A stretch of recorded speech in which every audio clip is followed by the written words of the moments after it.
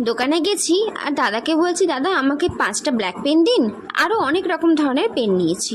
বলছে কেন তুমি হঠাৎ করে এত পেন নিচ্ছ, তুমি কি স্কুলে ভর্তি হতে যাবে নাকি আবার নতুন করে? আমি কথাটা শুনে খুব হেসে দিয়েছি। আমি বলছি না না দাদা, আমার নিজের একটু লাগবে। দিয়ে বলছে না মজা করছিলাম। সেটা তো আমিও বুঝতে পেরেছি। বলছে যদি স্কুলে ভর্তি হও, বাচ্চাকে পাশে রেখে তুমি বাচ্চাকে শেখাবে, আর তুমিও স্কুল থেকে কিছু শিখে আসবে, আর যা শিখবে সে আমাকে শেখাবে। আলাম ঠিক আছে তাই করব।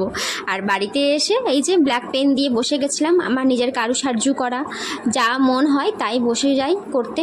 কেমন হয়েছে বলো তো এইটা আঁকা? একটু হোয়াইট পেজের ওপরে ব্ল্যাক দিয়ে নিজের মতন করে যেমন খুশি একটু চেষ্টা করলাম। আর এটা ফাইনাল লুক। তো আজকের মতন এই পর্যন্ত।